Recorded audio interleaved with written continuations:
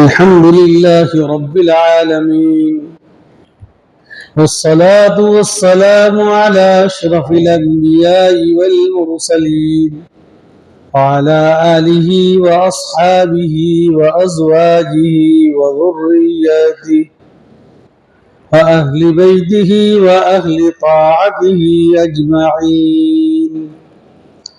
अम्मा बादु फ़अऊज़ु बिल्लाहि मिनश शैतानिर रजीम। बिस्मिल्लाहिर रहमानिर रहीम। वक़ुल रब्बि ज़िदनी इल्मा।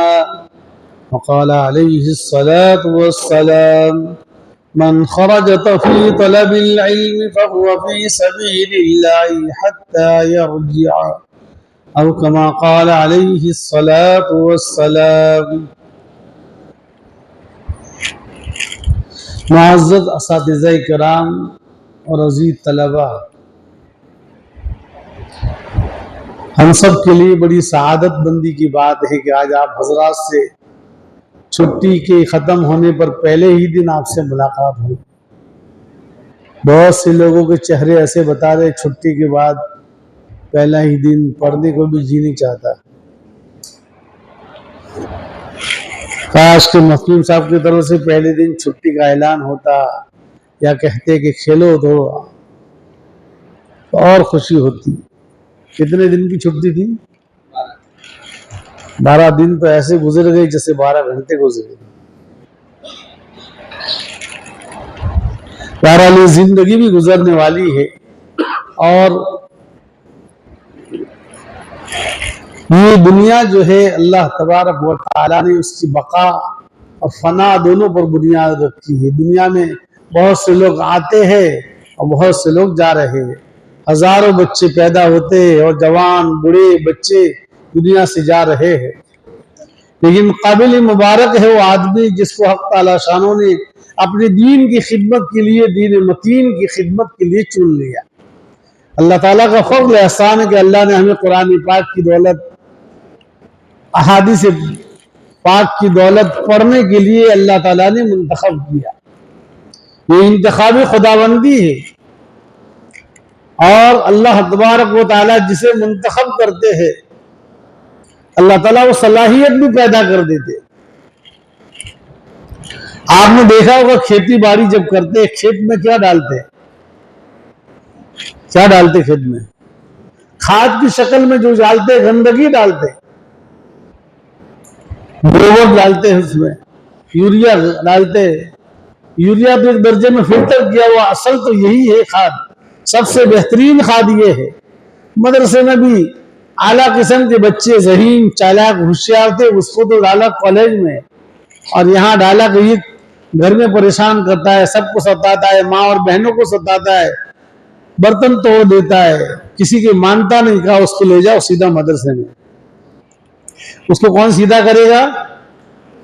उस्ताद सीधा करेगा।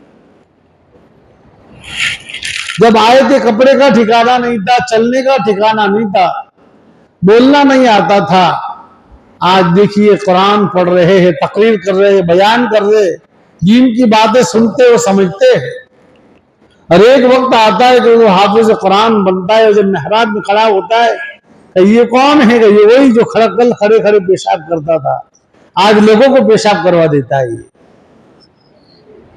कल तो खड़े खड़े पेशाब करता था, उसे पेशाब करना नहीं आता था, आज भी सही इस्तिंजा तो नहीं आता उसको, लेकिन हाफिज कुरान बन गया, आलिम दीन बन रहा है, बयान कर रहा है। मोहल्ले में बाप की भी थोड़ी इज्जत बढ़ती है। कहा अल्हम्दुलिल्लाह ये मेरा बेटा है। मामू जान कहते ये मेरा भांजा है, खाला जान कहते ये मेरा भांजा है। इसलिए आप सबको मिल के आते तो सभी जगह से कुछ तो कुछ पैसे भी लाते ना। खाला को मिलने गए, खाला ने कुछ दिया, अगर सखी है तो कुछ ना कुछ देखिए ले जाओ पढ़ो। खाला भी कहते हमारे लिए दुआ करना, अम्मी भी कहते, सब पैसे देते हैं। आखिर में कौन देता है? बोलो, अब्बा ने दे दिया, ध्यान से पढ़ना, मेहनत करना, लेकिन आखिर में माँ चुपके से देती, बेटा कुछ खा लेना, लेकिन चाइनीज मत खाना, इधर उधर के पुड़िये मत खाना, और कभी बादाम पिस्ते ला कर देती हो, कहीं चुप कुछ खा लेना। सबके चुपके से देकर कौन देती है? माँ देती है। और सब आखिर में आती, माँ सर पर हाथ फिराती, आंखों में उनके आंसू होती। मेरा बेटा ध्यान तवज्जो से पढ़ना, मेहनत से पढ़ना। आप तो यहाँ के मुसल्ले पर आपके लिए रो रही है, आपके लिए दुआएं कर रही है। माँ बाप की दुआएं कैसी है, जैसे खेती के लिए पानी। माँ बाप की दुआएं हमेशा, इसलिए बहुत सबको कभी कभी इससे भी ज्यादा ये बातें मैं सुनाता हूँ तो बच्चे रोने लगते, इसलिए वो ज्यादा नहीं सुनाता मैं, वरना फिर वापस कहेंगे जा घर जाके मिल के आते वापस।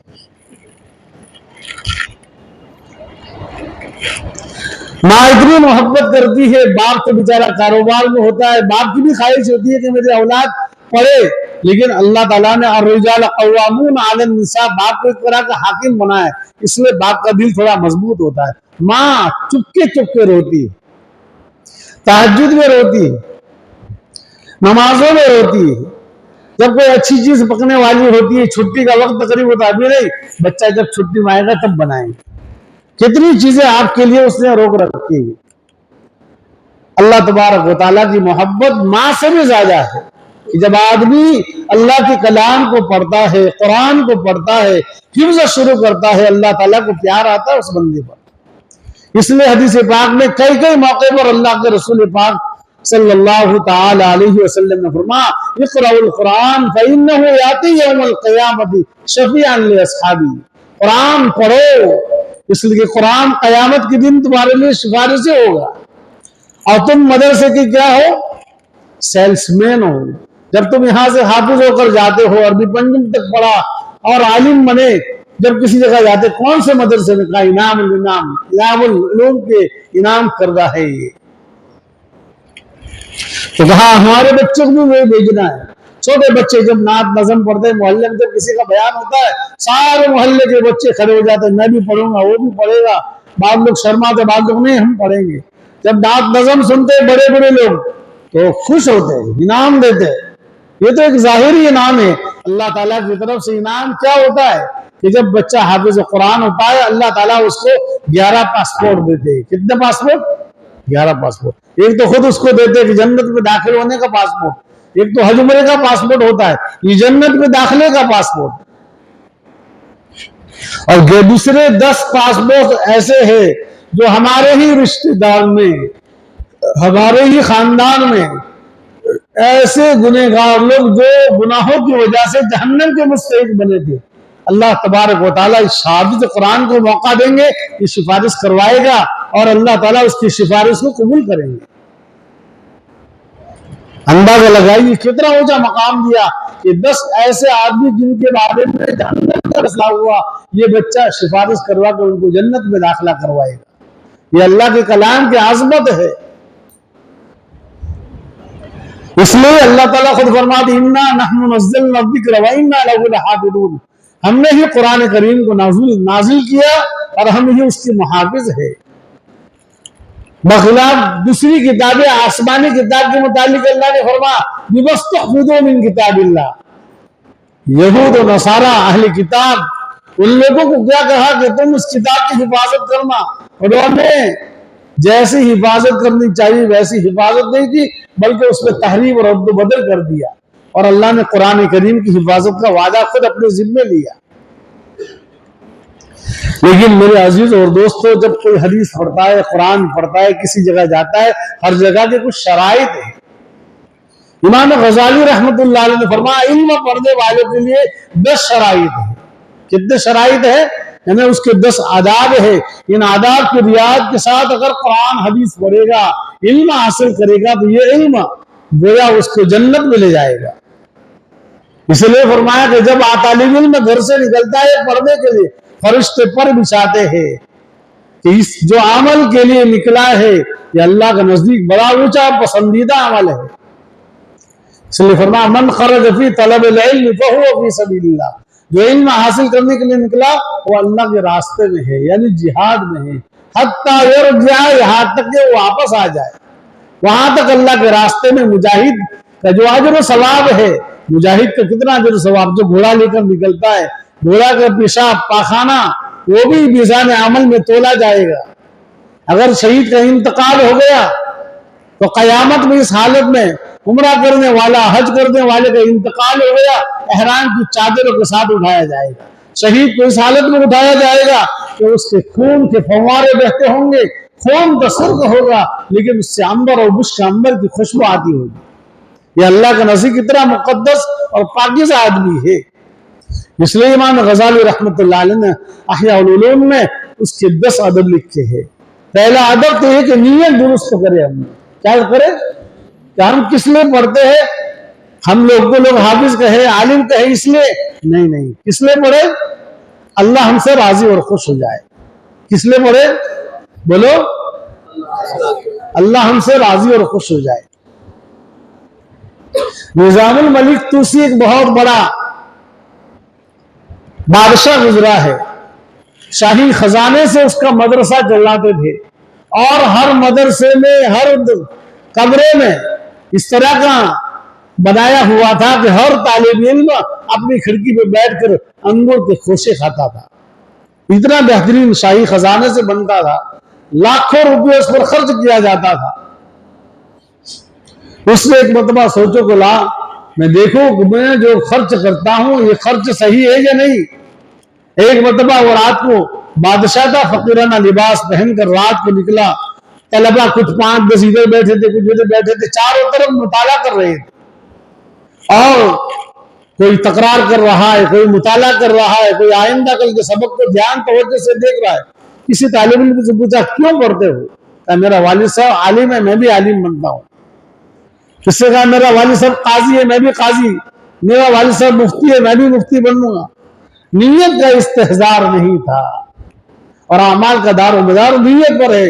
इन्नमल अमालु बिन्नियात। इसलिए कई मुहद्दिसीन ने अपनी किताब को इससे शुरू किया। इमाम बुखारी रहमतुल्लाह अलैह ने भी अपनी किताब बुखारी शरीफ को इन्नमल अमाल से शुरू किया, साहिब मिशकात ने शुरू किया, ताकि आदमी सबसे पहले अपनी नीयत को दुरुस्त कर ले कि मेरा पढ़ना, मेरा पढ़ाना, मेरा मदरसे का कयाम सिर्फ अल्लाह की रजा के लिए। किसको राजी करने के लिए? बोलो ना, अल्लाह को राजी करने के लिए।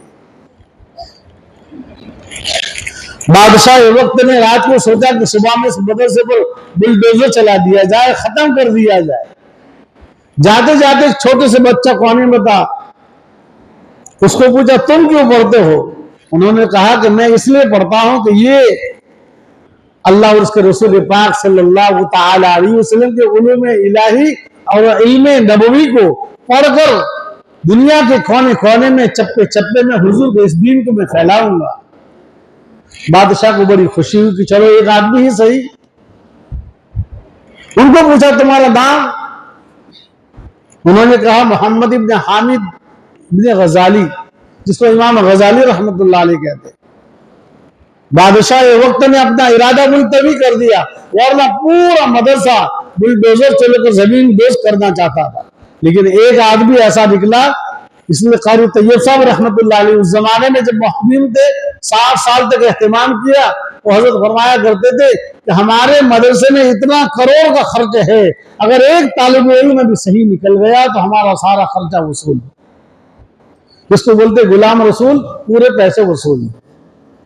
तो हमारा पूरे साल का चंदा, असातिज़ा की मेहनत, मुहद्दिम साहब की मेहनत, तगोदो, जद्दोजहद, मेहनत, मशक्कत, कोशिश जो करते हैं, अगर ये सही काम पर लग गया कि हमारे बच्चों की नीयत सही हो गई, हमारा पढ़ने का रुख सही, अल्लाह हमसे राजी हो जाए, अल्लाह की रजामंदी की नीयत की है, तो अल्लाह तबारक व तआला की रजा के लिए पढ़ना है, तो ये हमारा सारा खर्चा वसूल।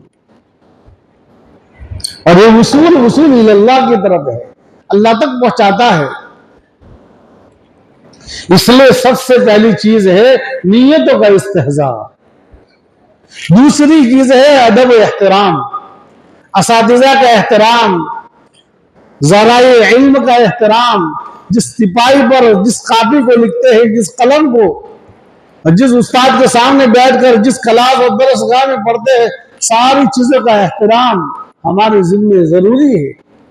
ये इल्म आपको सुबह बताते कि लतीफ चीज है बहुत, जरा सी बेअदबी की इल्म से महरूमी हो जाती है। इसलिए जरूरत है हमें कि इल्म को पढ़ने के लिए पढ़ाई से पहले उन तमाम चीजों का इस्तेहजार जरूरी था, असातिज़ा का एहतराम। इमाम आज़म अबू हनीफा रहमतुल्लाह अलैह से किसी ने पूछा कि हजरत आपका इल्म तो बड़ा वसी गहरा, तो फरमाया ये इल्म कहां से मिला? था असातिज़ा के एहतराम से मिला। याहिया इब्न माईन से किसी ने पूछा तुम्हें ये इल्म कैसे मिला? तो अपने असातिज़ा के एहतराम से मिला। हम अपने असातिज़ा का इतना एहतराम करते थे जैसे बादशाह वक्त से आदमी डर कर जिंदगी गुजारता है। हज़रत थानवी नव्वरल्लाहु मरक़दहू फरमाया मैंने 4 चीजों का हमेशा एहतमाम किया, कभी मैंने अपने उस्तादों के घर की तरफ भी पैर नहीं किया।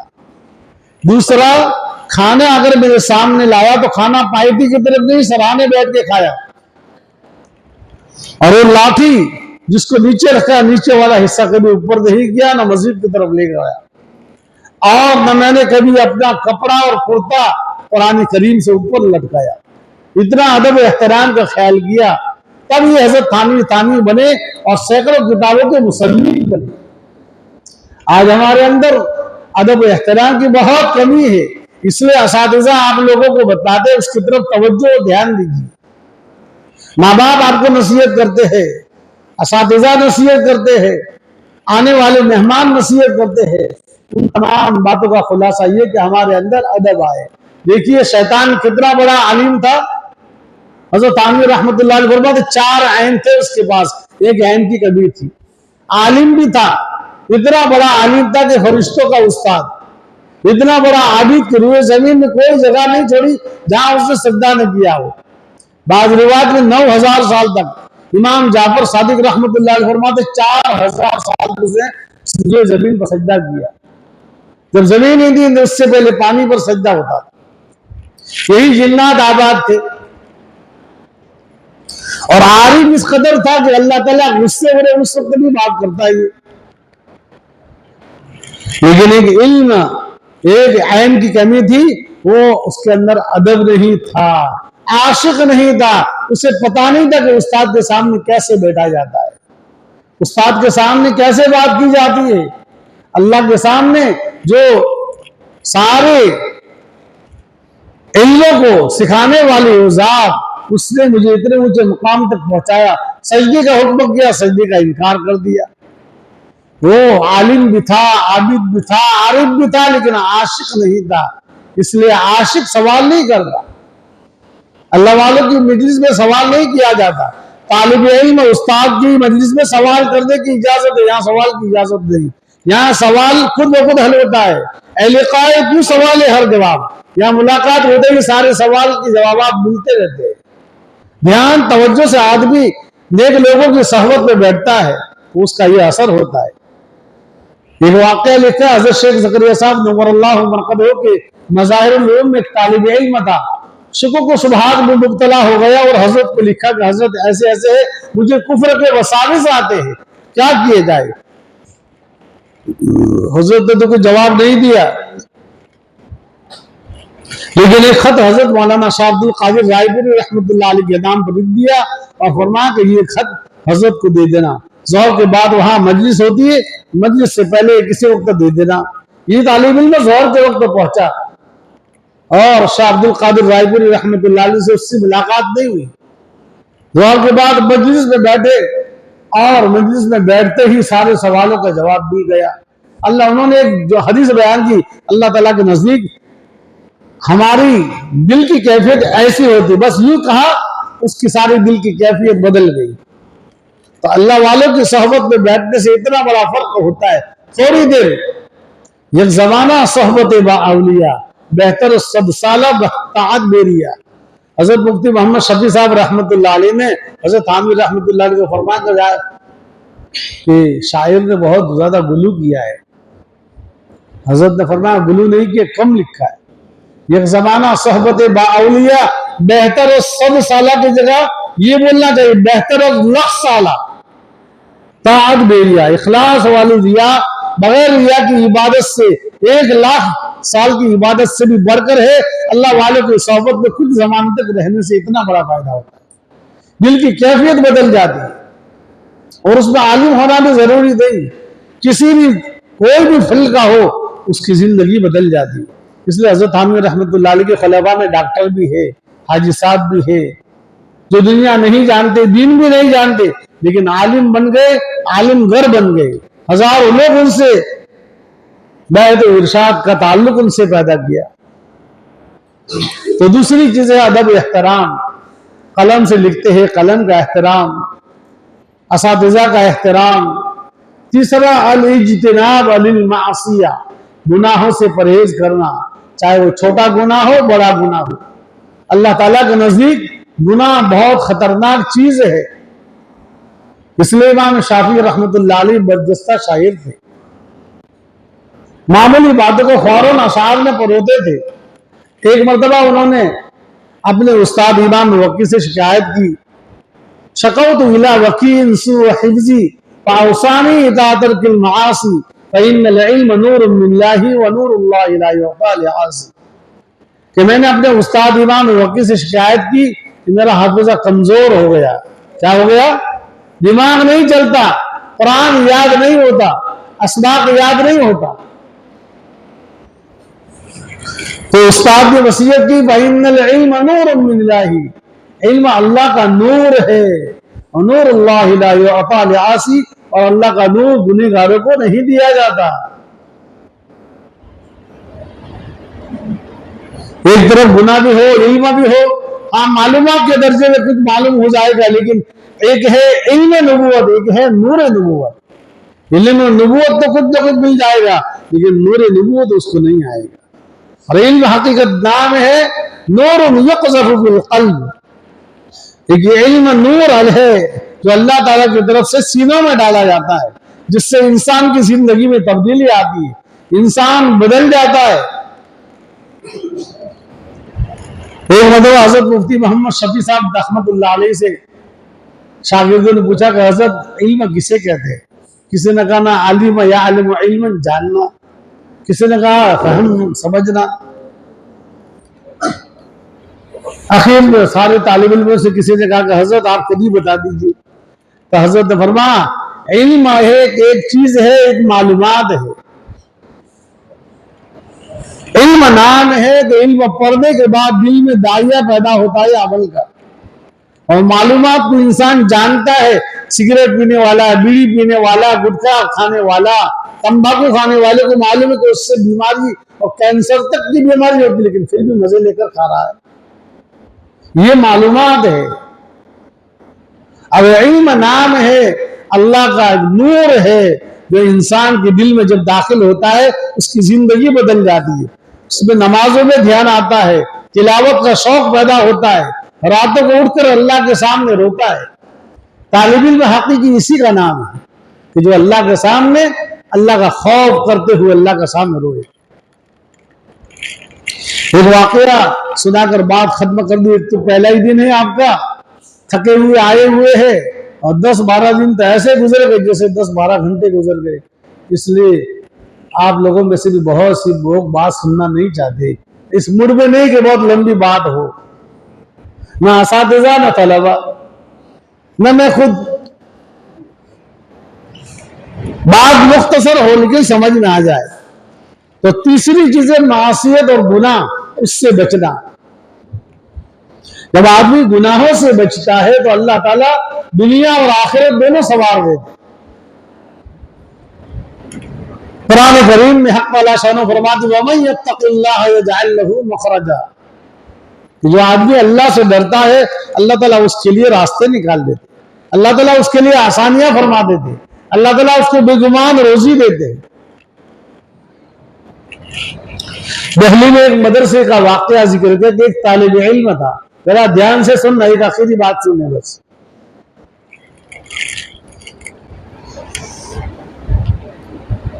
उस जमाने में इस तरह के मदरसे भी होते थे और अलग अलग भी होते थे।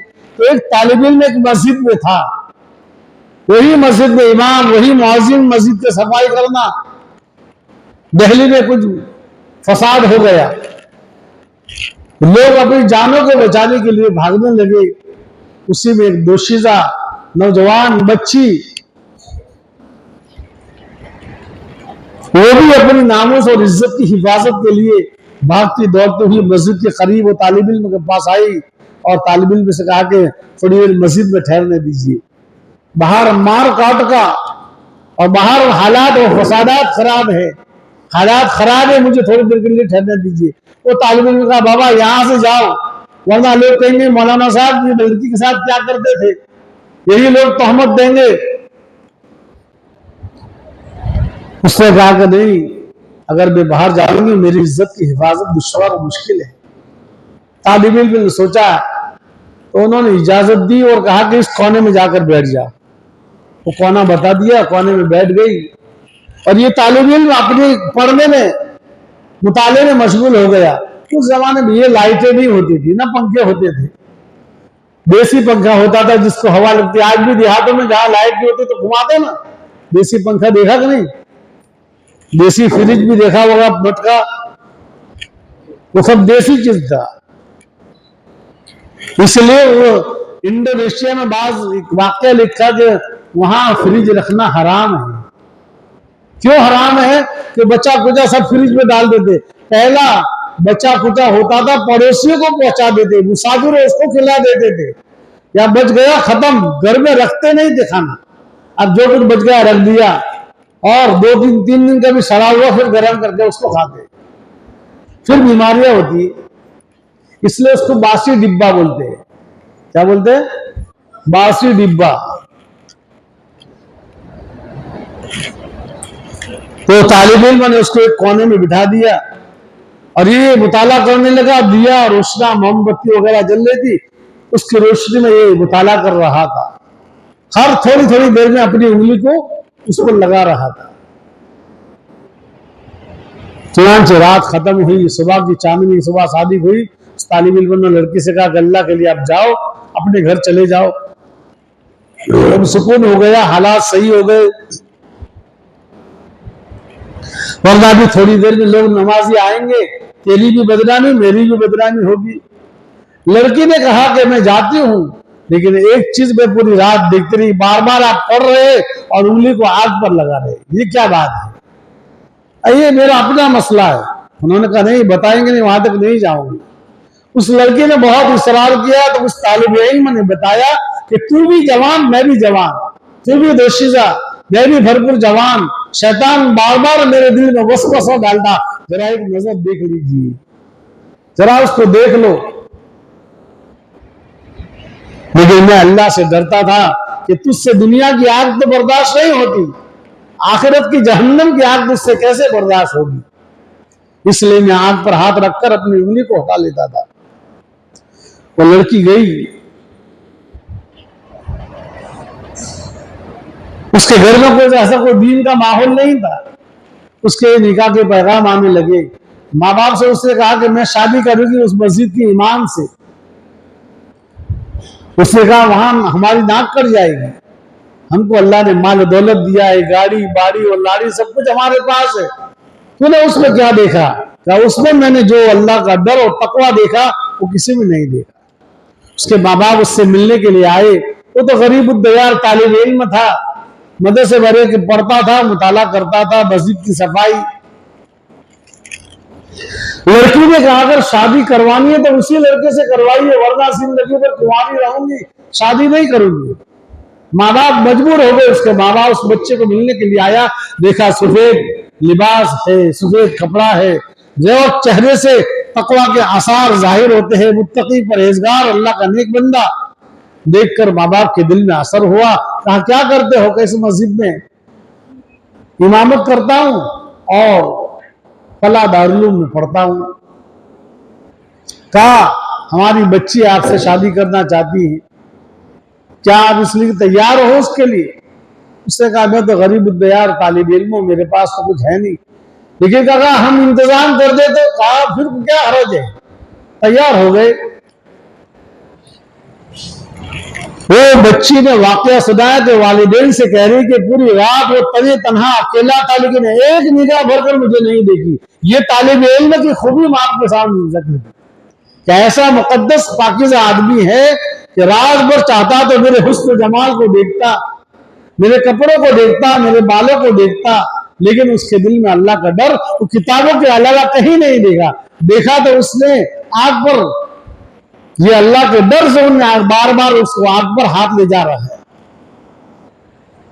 इसलिए उस लड़की के दिल में उसकी मोहब्बत पैदा हुई, अल्लाह ही ने मोहब्बत डाली, फिर शादी भी हुई और अल्लाह का डर और तकवा था, उसके बदले में अल्लाह ताला ने बीवी भी दी और साथ में घर भी दिया, गाड़ी भी दी और बाड़ी भी दी। हमारे मौलाना याकूब अशरफ साहब रहमतुल्लाह अलैह फरमाते, गाड़ी बाड़ी और लाड़ी, गाड़ी सवारी, बाड़ी यानी खेती बाड़ी, लाड़ी यानी बीवी। तो जो आदमी अल्लाह से डरता है उसके लिए अल्लाह गाड़ी का भी इंतजाम करता है, उसको बाड़ी भी देते हैं और उसको लाड़ी भी देते हैं। तो अल्लाह से डरिए, अल्लाह का खौफ पैदा कीजिए। हम सबको जरूरत है इस बात की कि अल्लाह का डर पैदा हमारे दिल में। अगर पढ़ने के बाद भी अल्लाह का डर नहीं हुआ तो हमारा इल्म हमें जहन्नम तक ले जाने वाला बनेगा, जन्नत में नहीं ले जा सकता। इसलिए अल्लाह ताला ने एक आसान तरीका रखा है कि भूल हो गई, चूक हो गई, 2 रकात सलात तौबा रात को सोते वक्त पढ़िए। दिन भर अल्लाह ताला की बेशुमार नेमतें अल्लाह ने दी, सलात और शुक्र पढ़िए। दिन भर हमने कितने गुनाह किए हमें मालूम नहीं, अल्लाह ताला से माफी मांगी, 2 रकात सलात तौबा पढ़ के अल्लाह तबारक व तआला गुनाहों को माफ कर दे। और हमारे यहाँ मदरसे में, इदारे में इस बात का एहतमाम हो, रोजाना बच्चों को 2 गुनाह कबीरा बताए कि गुनाह कबीरा है।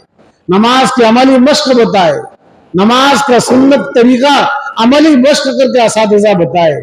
2 सुन्नत रसूलुल्लाह सल्लल्लाहु अलैहि वसल्लम की प्यारी सुन्नत हकीम अख्तर साहब वाला रिसाला, सुन्नत तरीके पर कोई आए हमारे मदरसे में, ये भाई सुन्नत तरीके पर वुज़ू करके बताओ, नमाज पढ़ के बताओ, सुन्नत तरीके पर खाना खाने का बताओ। ये हमारी मदरसे का ये आइडियल और नमूना हो कि किसी भी तालिब इल्म को याद हो।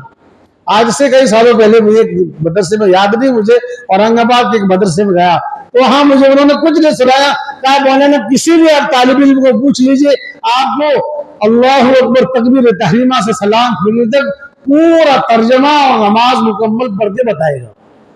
उनके बहुत खुशी की बात है। तो हमारे मदरसे में भी एक निजाम हो, बड़े बुखारी तालीम हो, लेकिन बच्चों को इस बात की तालीम हो, पंजुम पढ़ने वालों को भी मालूम हो। वरना ऐसा होता है कि फारिग हो गए, सुबहान रब्बिल आज़ा का तर्जमा मालूम नहीं, सूरह फातिहा का तर्जमा मालूम नहीं। बाज जगह पर मैं अफसोस किया, मेरे साथ एक तजर्बा हुआ, इसलिए मैं कह रहा हूँ। हमारे साथ में हम पढ़ते थे, हमारे बाद की जमात में एक तालिब इल्म तो बड़े आलिम बन गए। मैंने उनको कहा दुआए क़ुनूत का, दुआए क़ुनूत याद नहीं, चारून पढ़ने वाला तालिब इल्म दुआए क़ुनूत याद नहीं, तो तर्जमा तो बहुत दूर की बात। दूसरी, हमारे महाराष्ट्र और जहां भी माशाअल्लाह कुरान पाक की तालीम, अरबी की तालीम अच्छी है, लेकिन क़िराअत के एतबार से हम बहुत थोड़े पीछे हैं। असातिज़ा मुस्तकिल कारी क्लास होना चाहिए, और कारी क्लास तो है हमारे पास, नहवा सर्फ और दूसरे सारे इल्म के दरसगाह है, एक दरसगाह कारी क्लास की भी होनी चाहिए। और मुस्तकिल क़िराअत का फन सीखा हुआ ऐसा आलिम हो जो कुरान करीम को तजवीद और क़िराअत के साथ बेहतरीन मश्क करवाए। बहुत बड़े आलिम बन जाते लेकिन कुरान सही नहीं, मौलाना आकिल साहब।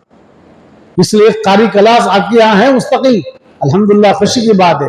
वरना कई मदरसे में घुमा तो क्या कारी क्लास नहीं, बड़े बड़े, आज एक जगह पर तो सुना दौर हदीस है, लेकिन कारी क्लास रखने को तैयार नहीं, इसलिए उसके जिम्मेदार है आलिम ही नहीं, उसको एहसास ही नहीं, उसने 2-4 चिल्ले लगा दिए और जिम्मेदार बन गए मदरसे के।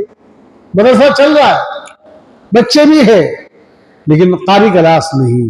खुद वहां के असातिज़ा महसूस कर रहे हैं कुरान करीम को बेहतरीन से बेहतरीन। माशाअल्लाह आपके बच्चे ने पढ़कर सुनाया, इससे अंदाजा लगा कि कारी क्लास भी होगा और कुरान पर मेहनत सबसे ज्यादा होनी चाहिए।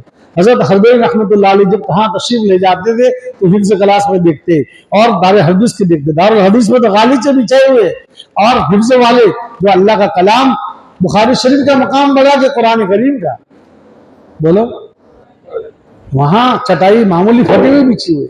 मस्जिद में जाते कुरान ऐसे ही रखे हुए, जुज़दार नहीं मस्जिद में कुरान। हम तो रोजाना कपड़े बदलते हैं, हर रोज या हफ्ते में 2-4 मरतबा कुरान करीम को वैसे ही छोड़ दिया। कुरान पाक पर जुज़दान होना चाहिए, हर तालिब इल्म के पास एक जुजदार होना चाहिए।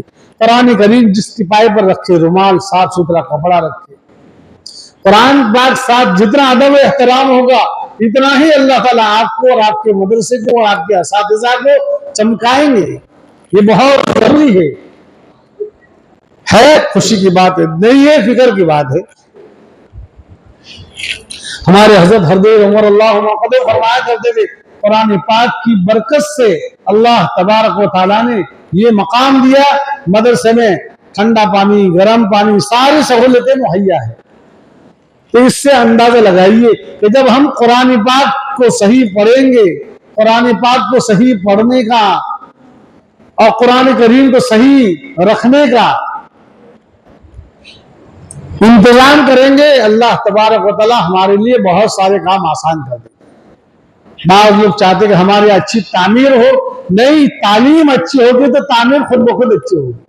असल चीज है तामीर।